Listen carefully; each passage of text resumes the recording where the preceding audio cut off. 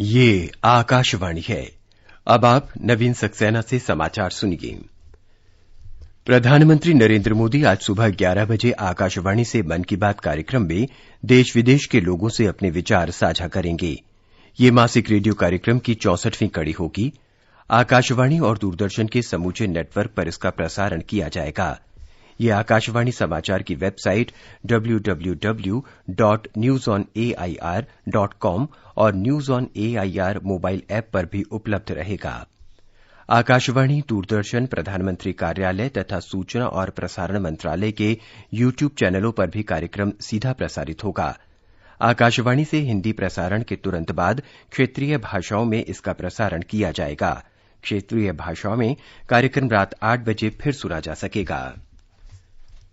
मंत्रिसमूह ने कल नई दिल्ली में एक बैठक में कोविड-19 की मौजूदा स्थिति और प्रबंधन कार्यों की समीक्षा की।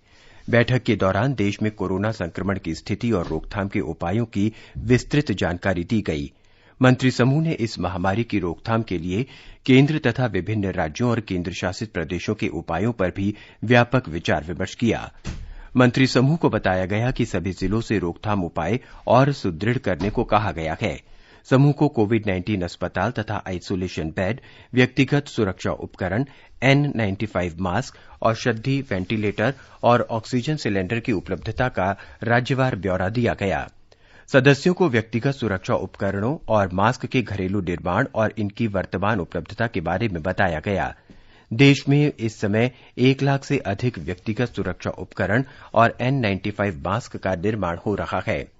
वेंटिलेटर का निर्माण भी शुरू हो गया है और 59,000 से भी अधिक वेंटिलेटर के ऑर्डर दिए जा चुके हैं। मंत्री समूह ने संक्रमण जांच की रणनीति और परीक्षण किट की उपलब्धता तथा अधिक संक्रमण वाले क्षेत्रों के लिए रणनीति की भी समीक्षा की। मंत्री समूह को बताया गया कि राष्ट्रीय स्तर पर स्वास्थ्य कर्मियों, चिकित्सकों, एनसीसी और अन्य स्वयंसेवकों का डेटा तैयार किया गया है और सभी राज्यों को उपलब्ध कराया गया है। डाटा के अनुसार इस समय देश में 1 करोड़ 24 लाख से अधिक ऐसे मानव संसाधनों की उपलब्धता है। इन कोरोना योद्धाओं को ऑनलाइन परीक्षण दिया जा रहा है। मंत्री समूह को बताया गया कि इस समय देश में कोरोना संक्रमित लोगों की मृत्यु दर लगभग 3.1% और उपचार से स्वस्थ होने की दर 20% से भी अधिक है।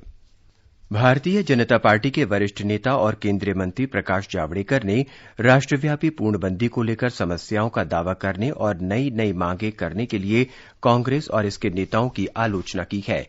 श्री जावड़ेकर ने संवाददाताओं से कहा कि कांग्रेस नकारात्मक राजनीति कर रही है। उन्होंने कहा कि अंतरिम कांग्रेस अध्यक्ष सोनिया गांधी का पत्र तब आया है जब सूक्ष्म, लघु और मध्यम उद्यम मंत्री नितिन गडकरी इस क्षेत्र को बढ़ावा देने की योजना पहले ही घोषित कर चुके हैं।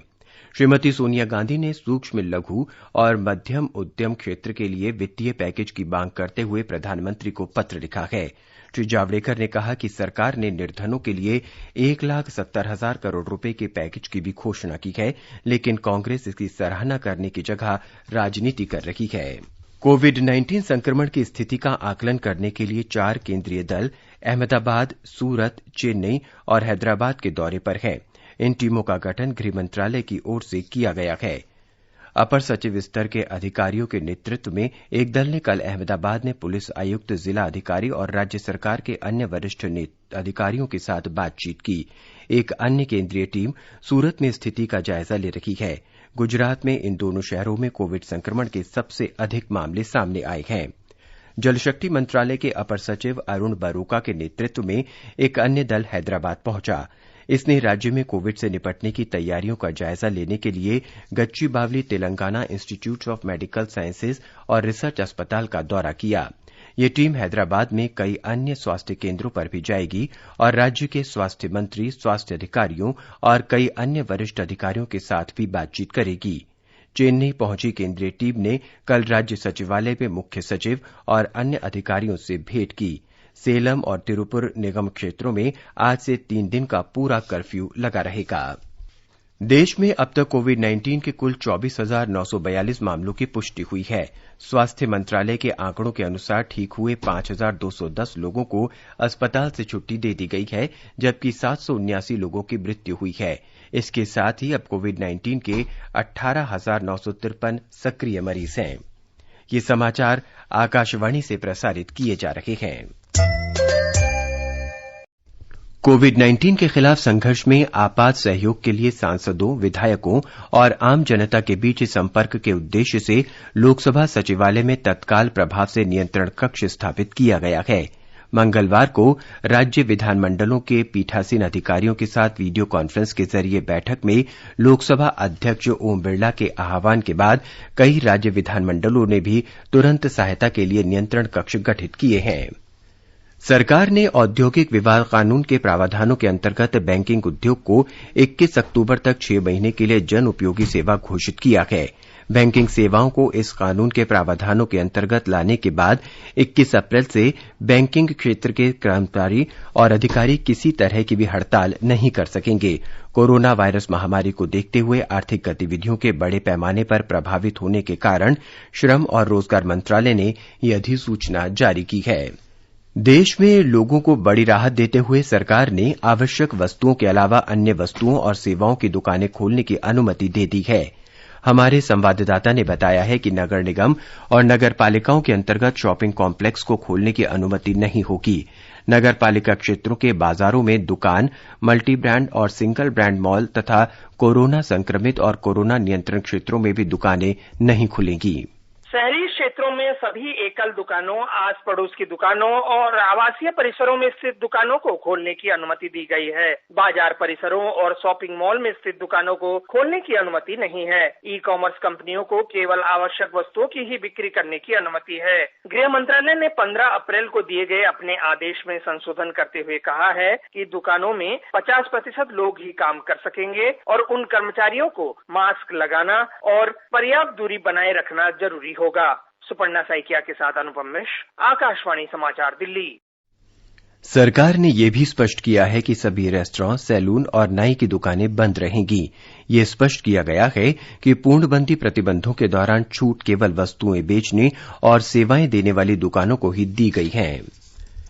आकाशवाणी का समाचार सेवा प्रभाग एक्सपर्ट स्पीक कार्यक्रम में कोविड-19 महामारी के बारे में विशेषज्ञ डॉक्टरों की राय प्रसारित करता है।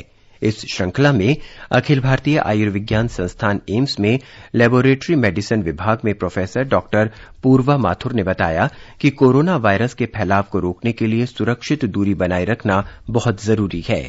The coronavirus spreads by droplets when a person coughs or sneezes.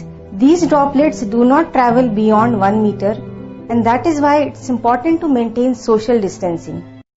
सरकार ने 29 बीमा और 9 प्रतिभूति कंपनियों को धन शोधन रोकथाम अधिनियम के अंतर्गत आधार प्रमाणन सेवा का उपयोग करने की अनुमति दे दी है।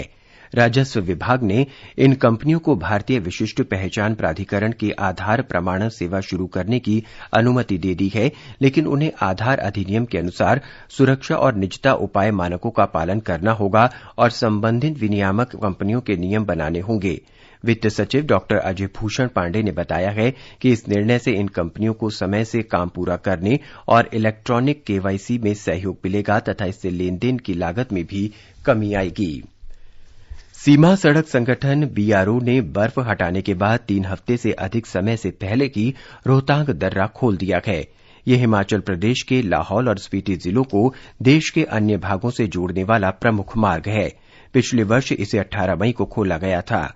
हिमाचल प्रदेश सरकार ने सीमा सड़क संगठन से बर्फ हटाने का काम जल्द पूरा करने को कहा था ताकि फसल कटाई शुरू होने से पहले किसान वापस आ सकें, आवश्यक वस्तुओं की आपूर्ति के लिए वाहनों का आवागमन हो सके और कोविड-19 को ध्यान में रखते हुए लाहौल घाटी में राहत सामग्री भेजी जा सके। असम सरकार ने धन्वंतरी नाम से एक योजना की शुरुआत की है, जिसमें बाजार में न मिलने वाली दवाएं सीधे रोगियों के घर पर उपलब्ध कराई जा रही हैं। स्वास्थ्य मंत्री हिमंत बिस्व शर्मा ने बताया कि 200 रुपए से कम मूल्य की दवाएं रोगियों को मुफ्त उपलब्ध कराई जाएंगी।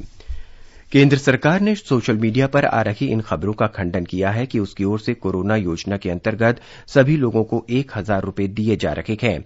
पत्र सूचना कार्यालय ने स्पष्ट किया है कि केंद्र सरकार की ओर से ऐसी कोई योजना नहीं चलाई जा रही। इसके साथ ही ये समाचार बुलेटिन समाप्त हुआ।